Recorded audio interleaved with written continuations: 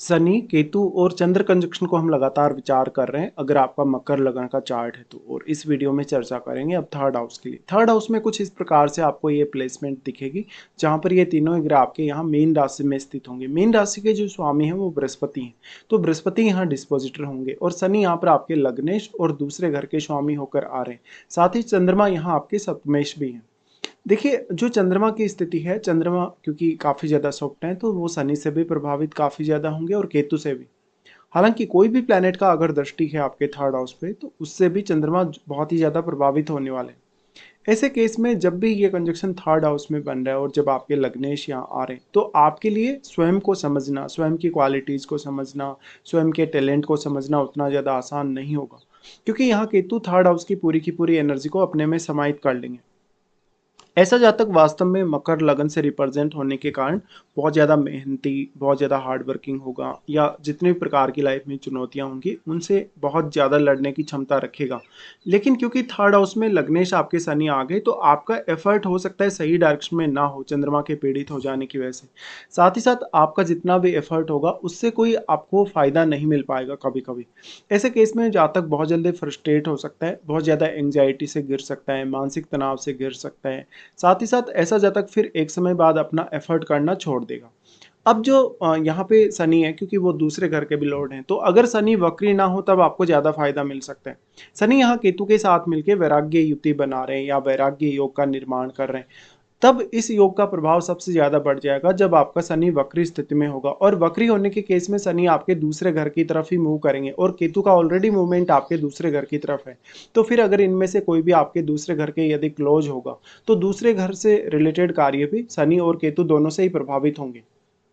चंद्रमा यहाँ पे काफी ज्यादा सॉफ्ट ग्रह हैं और चंद्रमा सप्तम भाव के स्वामी हैं। देखिए, चंद्रमा शनि के साथ क्योंकि मिल रहे हैं तो विष दोष भी बन रहा है, दूसरी तरफ केतु और चंद्रमा के मिलने से ग्रहण दोष भी बन रहा है। इससे आपके मैरिड लाइफ के डिस्टर्ब होने, मैरिड लाइफ में बहुत ज्यादा असंतुष्टि वगैरह के होने के चांसेस हैं। लेकिन इसमें आपको अपने लगन में बैठे प्लैनेट, सेकंड हाउस में बैठे प्लैनेट और सप्तम भाव में बैठे प्लैनेट पे अवश्य विचार करना चाहिए, क्योंकि इन भावों के जो स्वामी हैं वो तो आपके थर्ड हाउस में आ गए केतु के साथ, लेकिन इन भाव में बैठे हुए ग्रहों का रोल भी आपके लिए उतना ही ज्यादा इंपॉर्टेंट है। अगर हम शनि चंद्र कंजक्शन या हम केतु चंद्र कंजक्शन को अलग अलग करके देखें, दोनों ही कंजक्शन में अगर हम डिफरेंस की बात करें तो शनि चंद्र कंजक्शन जब भी बनता है तो ऐसे केस में जातक बहुत ज़्यादा सोचता है, विचार बहुत ज़्यादा करता है, लेकिन वो फाइनल फैसले तक पहुंचते पहुंचते बहुत ज़्यादा समय लगा सकता है, जिससे उसका कोई भी कार्य अटक सकता है। इससे जातक कहीं ना कहीं बहुत ज़्यादा फ्रस्ट्रेट हो जाएगा या वो डिसीजन लेने में बहुत ही ज़्यादा देरी कर देगा। ऐसे जातकों के कार्यों में अक्सर रुकावटें आती रहती हैं, जब भी वो कुछ प्लानिंग करते हैं, जब भी कुछ सोचते हैं, विचार करते हैं तो उनके कार्य प्रॉपरली आगे नहीं बढ़ पाते। अब लेकिन केतु चंद्र कंजक्शन में स्थिति बिल्कुल डिफरेंट है, क्योंकि आपको ऑलरेडी पता है कि केतु थर्ड हाउस में है तो थर्ड हाउस की एनर्जी को वो खींच रहे हैं एक तरीके से, या वो अपने में समाहित कर रहे हैं। इसलिए थर्ड हाउस के आपके एबिलिटी या थर्ड हाउस की क्वालिटीज में काफ़ी ज़्यादा कमी आ जाएगी। तो चंद्रमा के साथ भी कुछ ऐसा ही होगा, आपकी फीलिंग्स, आपके इमोशंस, आपके जो भावनात्मक पक्ष है उसमें काफ़ी ज़्यादा कमजोरी आपको महसूस होगी।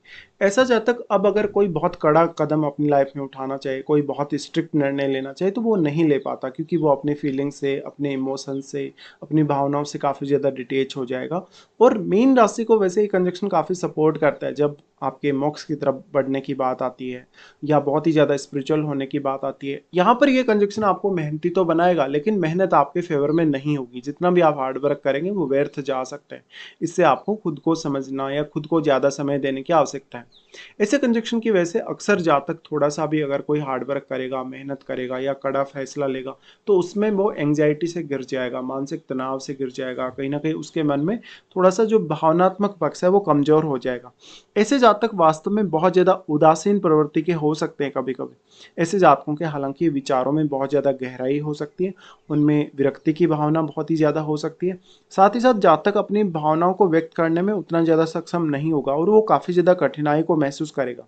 ऐसे जातक अक्सर अपने आप को बहुत ज़्यादा सक्षम मान सकते हैं लाइफ में और वो स्ट्रगल भी काफ़ी ज़्यादा करेंगे, लेकिन उनको बहुत ज़्यादा अकेलापन महसूस होगा। इस प्रकार का शनि अगर वक्री ना हो तो जातक अपने खुद के प्रयासों के बल पे अपने जीवन में काफ़ी आगे बढ़ता है। एक समय बाद जब आपका केतु एक्टिवेट होगा, लगभग आपका 45 की एज के आसपास या 50 की एज के आसपास, तब आपको ये रियलाइज होगा कि लाइफ में आपने जो कुछ भी किया, मेहनत की, इतना सब हार्ड वर्क वगैरह किया, वो शायद कहीं ना कहीं एक पर्टिकुलर एक पाथ नहीं था आपकी लाइफ का, जबकि आपको मोक्ष की तरफ जाना, स्वयं को समझना, स्वयं को रियलाइज करने को लेकर आपका जो लाइफ का पाथ है वो यहाँ पर कहीं ना कहीं केतु दर्शा रहे हैं। ऐसे केस में आप लेट एज में जरूर आध्यात्म की तरफ जा सकते हैं। वैसे भी आपके लग्नेश के साथ ही केतु बैठे हैं। अब जो सेकंड हाउस है आपका, सेकंड हाउस से संबंधित जिम्मेदारियों को आप तभी ज़्यादा अच्छे से पूरा कर सकते हो जब या तो कोई अन्य प्लैनेट का यहाँ सपोर्ट हो जो आपके दूसरे घर में बैठा हो, या तो फिर आपका शनि वक्री ना हो तब। अगर हम शनि की दृष्टियों के हिसाब से या इन ग्रहों के एस्पेक्ट के हिसाब से विचार करेंगे तो शनि का सबसे पहले पंचम घर पे दृष्टि आएगा। पंचम घर पे दृष्टि आने की वजह से जातक कहीं ना कहीं संतान को लेके बाधा फेस करता है, अपनी स्वयं की एजुकेशन, अपनी थिंकिंग को लेके, अपने विचारों को लेके। अगर शनि वक्री ना हो उस केस में शनि आपको बहुत स्ट्रिक्ट बनाते हैं अपने फैसलों में, लेकिन क्योंकि चंद्रमा पीड़ित हो चुके हैं तो आप बहुत लंबे समय तक किसी एक फैसले पर नहीं टिक पाते। इससे आपकी ओवर थिंकिंग करने की जो एबिलिटी है वो बहुत ज़्यादा बढ़ जाती है, और वो एक तरीके से आपकी एबिलिटी नहीं है बल्कि वो आपको मजबूरी में ऐसा करना पड़ता है। शनि यहाँ पंचम भाव में बैठे हुए प्लैनेट के लिए आपको बहुत ज़्यादा सीरियस या बहुत ज़्यादा डिसिप्लिन देने वाले। ऐसे केस में पंचम भाव के प्रति आप अपनी लाइफ में काफ़ी सीरियस होंगे, और इस कंजक्शन के होते हुए आप जितने ज़्यादा प्रैक्टिकल रहें अपने रिश्तों को लेके, संतान को लेके, जीवन साथी को लेके, उतना आपके लिए अच्छा होगा। लेकिन ये आपके लिए उतना भी ईजी नहीं है या इतना भी ज़्यादा आपके लिए पॉसिबल नहीं। अब जो पंचम घर में बैठा प्लैनेट है वो शनि की तीसरी दृष्टि से प्रभावित हो रहा है। इस वजह से आप जितना भी पंचम भाव के लिए एफर्ट करेंगे, मेहनत करेंगे, कुछ हद तक वो आपके काम आ सकता है अगर पंचम में बैठा प्लैनेट शनि के साथ मित्रवत हो और शनि अगर वक्री नहीं हो। फिर इनका दृष्टि आ जाता है आपके नवम घर पे। अब क्योंकि नवम घर में ऑलरेडी आपके राहु स्थित होंगे तो यहाँ राहु इस हाउस को काफी मल्टीप्लाई कर रहे हैं, और मल्टीप्लाई करने की वजह से यहाँ पर शनि का प्रभाव तभी ज़्यादा देखा जा सकता है जब शनि वक्री ना हो, क्योंकि राहु शनिवती चलते हैं। तो अगर आपका शनि मान लो वक्री ना हो तो वो एक अच्छा शनि का प्लेसमेंट माना जा सकता है, और फिर राहु से प्रभावित अवश्य होंगे। बट राहु नाइन्थ हाउस को काफ़ी मल्टीप्लाई किए हैं और अपने साथ बैठे हुए ग्रह को भी। अब वैसे तो राहु का प्रभाव भी आपके थर्ड हाउस पे है, बट यहाँ राहु से सिर्फ चंद्रमा ही ज़्यादा प्रभावित हो पाएंगे एक बहुत ज़्यादा सॉफ्ट ग्रह होने के कारण। लेकिन बाकी ग्रहों पर उतना अधिक प्रभाव राहु का रहेगा नहीं, और जितना भी एनर्जी राहु का आएगा आपके थर्ड हाउस में वो सारा का सारा एनर्जी यहाँ ये केतु अपने आप में समाहित कर लेंगे। अब राहु और केतु के बीच में क्योंकि 180 डिग्री का एंगल है तो इस एंगल के होते हुए आपको उतना अधिक यहाँ राहु का प्रभाव नहीं नजर आएगा। जबकि राहु के साथ बैठा हुआ ग्रह यहाँ काफी ज्यादा मल्टीप्लाई हुआ है, राहु ने इस भाव को भी मल्टीप्लाई किया है और अपने साथ बैठे हुए प्लैनेट को भी। तो उस प्लैनेट का प्रभाव आपको बहुत ही ज्यादा स्ट्रांगली यहाँ नजर आ सकता है। अब यहाँ पे देखा जाए तो शनि चंद्र या केतु कंजक्शन की वजह से आपको काफ़ी सारे फायदे होंगे, जैसे कि आप अपने हायर स्टडीज़ के लिए आगे बढ़ सकते हैं, आप विदेश यात्रा कर सकते हैं, विदेश में इवन सेटल होने के लिए जा सकते हैं। ऐसा कंजक्शन बट एक समय बाद आपको स्वयं को जानने की अच्छी क्षमता या योग्यता प्रदान करेगा। उसके बाद इनका जो दृष्टि है शनि का दृष्टि स्पेशली वो आ जाता है आपके 12वें घर पे। अब इम्पोर्टेंट ये है कि जुपिटर के घर पे यहाँ पे शनि दृष्टि डाल रहे हैं, और जुपिटर 12वें घर के भी लॉर्ड हैं चार्ट में और तीसरे घर के भी लॉर्ड हैं। इसलिए इस बात की संभावना काफ़ी ज़्यादा है कि लेट एज में आप कहीं ना कहीं आध्यात्म की तरफ थोड़ा ज़्यादा झुकेंगे। आप अपने रिश्तों को उतनी प्रायोरिटी नहीं देंगे, आप कहीं ना कहीं ध्यान साधना या तंत्र मंत्र या अकल्ट की तरफ भी काफ़ी तेज़ी से आगे बढ़ सकते हैं। तो शनि का यहाँ जो प्रभाव पड़ रहा है उससे थोड़ी मैरिड लाइफ के डिस्टर्ब होने के चांसेस जरूर हैं, क्योंकि चंद्रमा भी ऑलरेडी सप्तमेश है, फिर वो भी यहाँ पर आ गए। तो जीवन साथी के साथ आपका कहीं ना कहीं जो फिजिकल अटैचमेंट है वो उतना अच्छा नहीं है, या सेपरेशन या बहुत ज़्यादा डिटेचमेंट जैसी स्थिति वैवाहिक जीवन में देखने को मिलेगी। लेकिन सप्तम भाव में बैठे हुए प्लैनेट पे अवश्य विचार करिएगा।